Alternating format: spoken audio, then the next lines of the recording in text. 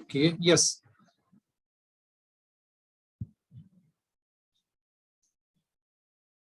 Okay. तो फटाफट आप लोग बता दो कि सर आज लॉग हाँ का आप बताएंगे ना। हम लोग कहाँ चल रहे हैं ये आप लोग बता सकते हो, ठीक है। Okay, yes. तो hope that my voice is clear to you. Okay, ठीक है। अब इसमें देखते हैं, बात आपकी बिल्कुल सही है। हम लोग स्टार्ट करेंगे। ओके, लोग स्टार्ट करेंगे आज हम, है ना। तो बेसिकली हम लोग देखो हैं कहाँ, मैं बता देता हूँ आप लोगों को। हम लोग जो हमारा चैप्टर है इलेक्ट्रोकेमिस्ट्री का, ठीक है, इलेक्ट्रोकेमिस्ट्री का हमारा चैप्टर है, इसके न्यूमेरिकल्स में हम लोग न्यूमेरिकल पोर्शन में है, और न्यूमेरिकल पोर्शन में आपको लोग और एंटी लोग, है ना, वो थोड़ा सा परेशान कर सकता है। वैसे तो आजकल जितने भी क्वेश्चंस होते हैं उनमें लोग और एंटी लोग की वैल्यू गिवन होने लग गई है, लेकिन फिर भी इसका बेसिक नॉलेज आपको होना बहुत ज्यादा जरूरी है, ठीक है ना। तो इसकी हम लोग बात करेंगे। इससे पहले हम देखते हैं हमने कौन कौन सी ऐसे इक्वेशंस हम लोग पढ़ चुके हैं, मेन इंपॉर्टेंट इक्वेशन जिन पे इस चैप्टर के न्यूमेरिकल बेस्ड हैं, ठीक है। तो वो हम दो रिलेशन तो ले चुके हैं, ठीक है। किस किस, एक तो आपका नास्ट इक्वेशन है, yes, that we have taken Nernst equation, इसमें लॉग की टर्म आती है।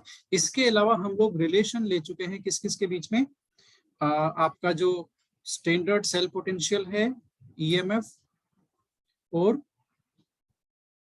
बता दो 0.0591 divided by n log K सी। सही बात है क्या?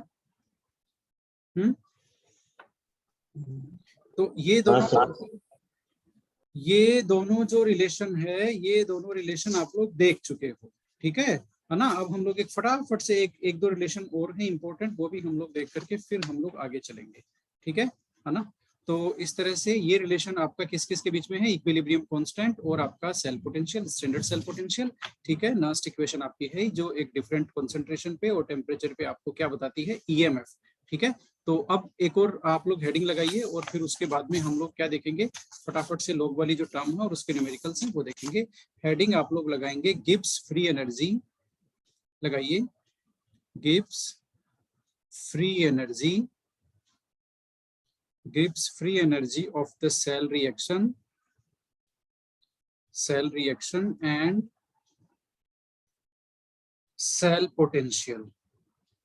ये लो भाई, gives free energy और आपका जो सेल पोटेंशियल है, ठीक है, इनके बीच में क्या रिलेशन है वो हम लोग देखने वाले हैं। ये छोटा सा हेडिंग है, और इसकी मैं याद आपको दिला देता हूँ। ये बेसिकली हेडिंग हम लोग इसके बारे में हम लोग पढ़ चुके हैं स्टार्टिंग में, जब हमने पढ़ा था कि रेडॉक्स रिएक्शन में कौन सी एनर्जी है। जो रेडॉक्स रिएक्शन होती है ना किसी भी इलेक्ट्रोकेमिकल सेल में, कौन सी रिएक्शन होती है, रेडॉक्स रिएक्शन, ओके। और रेडॉक्स रिएक्शन में जो उसकी फ्री एनर्जी है, रेडॉक्स रिएक्शन स्पॉन्टेनियस होती है, ओके। और उसकी जो गिब्स फ्री एनर्जी है, गिब्स फ्री एनर्जी, ओके, ये जो फ्री एनर्जी है, ये फ्री एनर्जी किस में कन्वर्ट होती है, इलेक्ट्रिकल वर्क में। ये इलेक्ट्रिकल वर्क में कन्वर्ट होती है। ये कॉन्सेप्ट है इलेक्ट्रोकेमिकल सेल का, कि उसमें क्या होती है, एक तो होती है spontaneous redox reaction. Spontaneous redox reaction की जो गिब्स फ्री एनर्जी है, that converts to electrical work, ठीक है। और हमें फिर क्या मिलता है, पावर मिलता है, ओके। तो इससे रिगार्डिंग एक स्टेटमेंट है, उसको फटाफट लिख लो आप लोग, फटाफट लिख लो। इन इलेक्ट्रोकेमिकल सेल, फटाफट लिख लो, in electrochemical cell,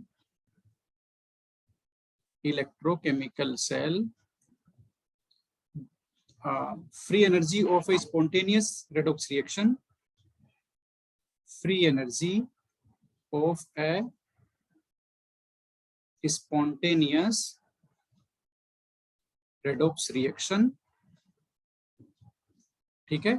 spontaneous redox reaction होती है ना, converts into electrical energy, converts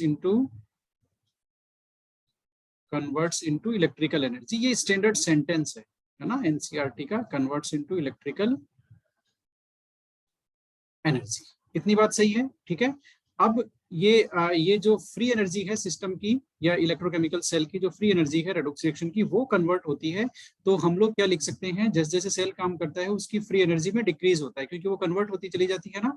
तो decrease in free energy, decrease in free energy, ये किसके इक्वल होती है? ये होती है इलेक्ट्रिकल वर्क डन। ओके, ठीक है, ये होती है इलेक्ट्रिकल वर्क डन। कौन कौन? आपकी फ्री एनर्जी। और इलेक्ट्रिकल वर्क डन किसके इक्वल होता है? देख लो जरा, वर्क डन किसके इक्वल होता है? Amount of electric charge multiplied by आपका ई सेल, ये लो भी, मल्टीप्लाइड बाई सेल पोटेंशियल। ठीक है ना? ये जो आपका फ्री एनर्जी डिक्रीज हो रही है, ये इलेक्ट्रिकल वर्क के टोटल जो इलेक्ट्रिकल वर्क वहां पर हो रहा है उसके इक्वल है। और ये जो इलेक्ट्रिकल वर्क है ये है आपका amount of electric charge multiplied by cell potential. ठीक है, अब हम ये जो वर्ड इक्वेशन आपके सामने है इसको फॉर्मूला में कन्वर्ट कर देते हैं। फ्री एनर्जी आपकी डिक्रीज हो रही है तो हम लिखेंगे डेल्टा जी, फ्री एनर्जी को डेल्टा जी से इंडिकेट करते हैं। ये एक नई टर्म इंट्रोड्यूस हो रही है आपके इस चैप्टर में, फ्री एनर्जी। ठीक है, न्यूमेरिकल्स में ये काफी आपके सामने आएगी, फ्री एनर्जी। ओके, अब ये इलेक्ट्रिकल वर्क डन के है और इलेक्ट्रिकल वर्क डन किसके इक्वल है? Amount of electric charge. अब अमाउंट ऑफ इलेक्ट्रिक चार्ज देख लो, इलेक्ट्रिक चार्ज हम किस पे इंडिकेट करते हैं? फैराडे। ओके सर यहाँ पे हमने माइनस साइन सर क्यों लिया? माइनस साइन फ्री एनर्जी में डिक्रीज हो रहा है ना, डिक्रीज इन फ्री एनर्जी। ठीक है, तो उसको इंडिकेट करने के लिए हम माइनस साइन ले रहे हैं। फ्री एनर्जी में डिक्रीज होता है, इसको इंडिकेट करने के लिए माइनस साइन ले रहे हैं। ठीक है, तो ये आपका अमाउंट ऑफ इलेक्ट्रिक चार्ज देख लो, total amount of electric charge क्या होता है? Number of electron n multiplied by Faraday's constant, ये टोटल चार्ज आ गया। एक चीज का ध्यान रखना, ये जो फेराडे है मैं यहाँ पहले ही बता देता हूँ, 1 फेराडे इज इक्वल टू कितना होता है? 96487 कूलाम्ब होता है। ये इसकी एक्चुअल वैल्यू है। 1 फेराडे मतलब जो इलेक्ट्रिक चार्ज है ना वो फेराडे में रिप्रेजेंट करते हैं। ठीक है, और 1 फेराडे इज इक्वल टू इतना कूलाम्ब होता है, जिसको हम लोग राउंड फिगर में कितना लिखते हैं? न्यूमेरिकल सोल्व करने के लिए 96500 कूलाम्ब लिखते हैं। ठीक है, ये बेसिकली 1 इलेक्ट्रॉन का चार्ज होता है। This is charge of 1 electron. बात समझ में आई? ठीक है, अब रेडॉक्स रिएक्शन में कितने भी इलेक्ट्रॉन वहां पर ट्रांसफर हो रहे हो एनोड टू कैथोड, है ना, उसको हम लोग एन से शो करते हैं हमेशा। तो एन को एफ से मल्टीप्लाई करेंगे तो टोटल इलेक्ट्रिक चार्ज आ जाएगा। तो ये जो अमाउंट ऑफ इलेक्ट्रिक चार्ज में बोल रहा हूं ये है आपकी NF. Amount of electric charge का मतलब faraday multiplied by number of electron, और 1 faraday is equal to charge of 1 electron. So NF is equal to total charge, total electric charge. ठीक है, उसको नंबर ऑफ इलेक्ट्रॉन से multiply कर देंगे तो मल्टीप्लाइड बाय आपका ये हो गया ई सेल। ठीक है, ये फॉर्मूले को देख लो भाई, ये एक नया फॉर्मूला आपको यहाँ पर मिल गया है। इसको हम लोग ऐसे भी लिख सकते हैं, delta G is equal to minus N F E cell, कोई दिक्कत नहीं है यहाँ पर। ठीक है, यहाँ पर नेगेटिव साइन क्या इंडिकेट कर रहा है कि डेल्टा जी में क्या डिक्रीज हो रहा है डेल्टा जी। ठीक है, जैसे जैसे सेल रिएक्शन प्रोसीड हो रही है। अब यहाँ पर बहुत ही कुछ छोटी छोटी सी बातें हैं, जैसे आपका जो सेल पोटेंशियल है, सेल पोटेंशियल है ना। देखो अब मैं यहाँ पर एक चीज आपको बता देता हूँ, कोई भी थर्मोडायनेमिक प्रॉपर्टी होती है ना, एंथैल्पी और ये सब, एंथैल्पी हुआ आपका इंटरनल एनर्जी हुआ, गिब्स फ्री एनर्जी हुआ। ठीक है, ये सब का क्लासिफिकेशन करते हैं हम लोग इंटेंसिव प्रॉपर्टी, और एक और होती है ना, आपने क्लास 11 में पढ़ा होगा, एक होती है एक्सटेंसिव प्रॉपर्टी। कौन सी होती है? Extensive property. एक्सटेंसिव प्रॉपर्टी वो होती है जो अमाउंट ऑफ सब्सटेंस पे डिपेंड करती हो। ठीक है, उसको बोलते हैं extensive property, means which depends upon extent. Okay, intensive वो होती है जो उसके अमाउंट पे डिपेंड नहीं करती है। जैसे एग्जांपल बताऊं आपको मैं, डेंसिटी, है ना, कोई भी सब्सटेंस आपने लिया, जैसे कोई भी सॉलिड आपने लिया, ठीक है, NaCl लिया, NaCl चाहे आप 1 ग्राम ले लो उसकी भी डेंसिटी वही होगी, चाहे आप 1000 ग्राम ले लो उसकी भी डेंसिटी वही होगी। तो बेसिकली जो डेंसिटी है that doesn't depends upon the amount of the substance. Okay, वो उसकी नेचर पे डिपेंड करती है कि NaCl की डेंसिटी कुछ और होगी और किसी और की डेंसिटी कुछ और होगी। ठीक है, तो डेंसिटी क्या हो गई? इंटेंसिव प्रॉपर्टी हो गई। लेकिन आपका वॉल्यूम है ना, वॉल्यूम किस पे डिपेंड करता है? अमाउंट पे, तो ये एक्सटेंसिव प्रॉपर्टी हो गया। वैसे ही आपके यहाँ पर 2 प्रॉपर्टीज है, वो देख लो, एक तो है आपका डेल्टा जी इस इक्वेशन में, और एक है आपका ई सेल यानी कि सेल पोटेंशियल। ठीक है, अब सेल पोटेंशियल है ना वो इंटेंसिव प्रॉपर्टी है, सेल पोटेंशियल कौन सी है? Intensive property. ओके। और इंटेंसिव का मतलब क्या हुआ, ये नंबर ऑफ इलेक्ट्रॉन पे डिपेंड नहीं करती इंटेंसिव प्रॉपर्टी, और इसमें आ जाएगा doesn't depend, do not depend, depends upon, लिखते जाओ, नंबर ऑफ इलेक्ट्रॉन्स। ये लो भाई, नंबर ऑफ इलेक्ट्रॉन्स यानी कि n, इस पे डिपेंड नहीं करती, है ना, ठीक है। लेकिन डेल्टा जी है, डेल्टा जी के फॉर्मूले में ये देखो n आ रहा है ना, ठीक है। तो डेल्टा जी n की वैल्यू पे डिपेंड करता है, ठीक है। तो डेल्टा जी क्या है, एक्सटेंसिव प्रॉपर्टी है। जितने नंबर ऑफ इलेक्ट्रॉन ज्यादा ट्रांसफर होंगे, फ्री एनर्जी उतनी ही ज्यादा डिक्रीज होगी। डेल्टा जी क्या हो गई, एक्सटेंसिव प्रॉपर्टी है डेल्टा जी, ठीक है ना। यानी कि ये depends upon number of electron n की वैल्यू पे डेल्टा जी डिपेंड करती है, ठीक है। तो आप सेल रिएक्शन किस तरह से लिखते हो, उस पे डेल्टा जी की वैल्यू आपकी डिपेंड करेगी। जैसे सेल रिएक्शन है डेनियल सेल के लिए, मैं आपको समझा देता हूँ, Zn प्लस Cu2+ और Zn2+ प्लस Cu, ये डेनियल सेल की सेल रिएक्शन है ना। आपने इस तरह से लिखा, नंबर ऑफ इलेक्ट्रॉन 2 है, तो डेल्टा जी का फॉर्मूला क्या हो जाएगा, delta G is equal to -2f E cell हो जाएगा ना। बात सही है, कोई दिक्कत नहीं है। लेकिन इसी रिएक्शन को यदि आप लोग इस तरह से लिख देते हो, नंबर ऑफ इलेक्ट्रॉन जो है वो चेंज कर देते हो, यानी कि इस पूरी रिएक्शन को आप 2 से मल्टीप्लाई कर लेते हो, है ना। तो हम इसको इस तरह से लिख सकते हैं, 2Zn 2Cu2+ और 2Zn2+ प्लस 2Cu। अब यहाँ पर जो n की वैल्यू है ना, वो 4 है, 4 नंबर ऑफ इलेक्ट्रॉन ट्रांसफर हो रहे हैं, ठीक है। तो इस सिचुएशन में आप लोग क्या करोगे, इस सिचुएशन में जो डेल्टा जी है वो भी चेंज हो जाएगा, -4f ई सेल। तो हम सिर्फ ये दोनों इक्वेशन लिख करके सिर्फ ये प्रूव कर रहे हैं कि value of delta G, it depends on the number of electron transferred from the anode to cathode. That's why delta G is extensive property. Only we are proving this fact that how delta G is extensive property. ये इस तरह से extensive, ठीक है ना। तो ये depend करता है नंबर ऑफ इलेक्ट्रॉन पे, कितना नंबर ऑफ इलेक्ट्रॉन ट्रांसफर हो रहा है ना। n की वैल्यू क्या है आपकी सेल रिएक्शन में, उस पर डेल्टा जी डिपेंड करता है, इसका मतलब ये एक्सटेंसिव है। ये तो हुई एक बात। अब चलते हैं आगे। ये जो इक्वेशन आपने लिखी है अभी, delta G is equal to -NF E cell, ये तो नॉर्मल सिचुएशन के लिए है, जब सिचुएशन स्टैंडर्ड नहीं हो, ठीक है। स्टैंडर्ड कंडीशन के लिए ले लेते हैं, आप लोग लिख लो फटाफट, फॉर स्टैंडर्ड कंडीशंस।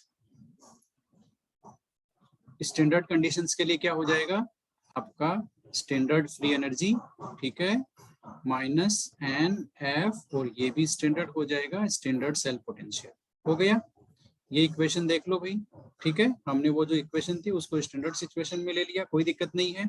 अब एक चीज मुझे बताओ जरा, आपने पहले पढ़ा हुआ है क्या कि ई नोड सेल हमेशा जो आपका, आप जिसको ईएमएफ बोलते हो, ठीक है, वो हमेशा क्या होना चाहिए, बताओ जरा।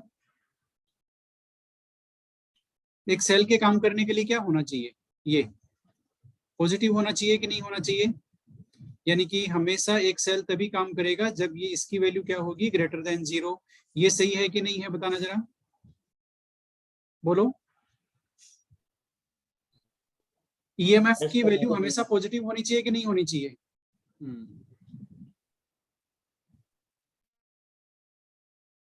वापस आवाज आना कैसे बंद हो गई, आवाज तो आनी चाहिए। चलो अब बोलना एक बार प्रज्ञान। हाँ सर होगी।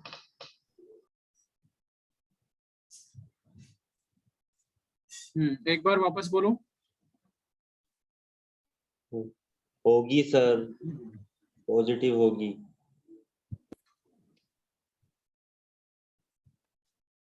ठीक है, कोई बात नहीं। तो अब मेरी बात को वापस सुनो, ये जो ईएमएफ है आपका, ठीक है, ये हमेशा ही क्या होना चाहिए, पॉजिटिव होना चाहिए। ई नोड सेल जब तक पॉजिटिव नहीं होगा तब तक कोई भी सेल काम नहीं करेगा, ये आपको पता है। अब इसका मतलब ये जो ई सेल है ये हमेशा ही पॉजिटिव होगा, तो डेल्टा जी का साइन हमेशा ही क्या होगा, ये हमेशा ही निगेटिव होगा। क्यों, क्योंकि एन आपका, एन का कोई साइन नहीं होता है, और एफ एक कांस्टेंट वैल्यू है, बात को समझ रहे हो? एन का तो कोई साइन नहीं होता, एफ क्या होता है, एन का साइन हमेशा पॉजिटिव होता है मेरे कहने का मतलब, और एफ क्या है, एफ आपका कांस्टेंट है, इसका भी साइन हमेशा पॉजिटिव होता है, निगेटिव कभी होने का चांस ही नहीं है, ठीक है। अब ई नोट सेल बच गया, ई नोट सेल, यदि ई नोट सेल हमेशा क्या होना, ये क्या होता है, पॉजिटिव ही होता है, इसका मतलब सेल काम करने के लिए, इसका मतलब डेल्टा जी क्या होगा, हमेशा ही निगेटिव होगा, ठीक है। तो आप लोग एक बहुत सिंपल सा सेंटेंस लिख सकते हो यहाँ पर कि for a redox reaction to be spontaneous, है ना। इसका मतलब देखो मैं पहले समझा देता हूँ आपको कि ई नोट सेल है, ईएमएफ वो हमेशा पॉजिटिव होना चाहिए और डेल्टा जी क्या होना चाहिए, निगेटिव होना चाहिए, तभी एक सेल है वो काम करेगा, अदरवाइज नहीं काम करेगा। तो एक सेल के काम करने के लिए डेल्टा जी निगेटिव होना चाहिए और ई नोट सेल यानी कि ईएमएफ उसका पॉजिटिव वैल्यू होना चाहिए, तभी वो सेल काम करेगा। अब इसको आप सेंटेंस की फॉर्म में लिख लो, एक इंपॉर्टेंट सेंटेंस है, for a redox reaction to be spontaneous, फटाफट लिख लो, for a redox reaction to be spontaneous, to be spontaneous, और for a cell, for a cell to work, ये लो भाई, सेल के काम करने के लिए या कोई भी रेडॉक्स रिएक्शन के स्पॉन्टेनियस होने के लिए, जाहिर सी बात है रेडॉक्स रिएक्शन स्पॉन्टेनियस होगी तभी वो सेल काम करेगा। क्या होना चाहिए बताना जरा, delta G must be negative, delta G हमेशा निगेटिव होनी चाहिए, and E note cell standard cell potential EMF क्या होना चाहिए, मस्ट बी पॉजिटिव। ये लो भाई, ये इंपॉर्टेंट कॉन्सेप्ट है, वो हमेशा 0 से कम होना चाहिए और ये हमेशा 0 से ज्यादा होना चाहिए, कौन, ईएमएफ आपका, ठीक है। तो अब कुल मिलाकर के अब आपको कुछ रिलेशन मिल गए हैं इंपॉर्टेंट। एक तो नर्स्ट इक्वेशन आप लोग जानते ही हो, है ना, नर्स्ट इक्वेशन तो आप लोग जानते ही हो, मैं लिख देता हूँ उसका जनरल फॉर्मेट, इससे आप ईएमएफ कैलकुलेट करते हो, देखना जरा, -0.0591 डिवाइडेड बाई एन लॉग, और ये आपका प्रोडक्ट बाई रिएक्टेंट,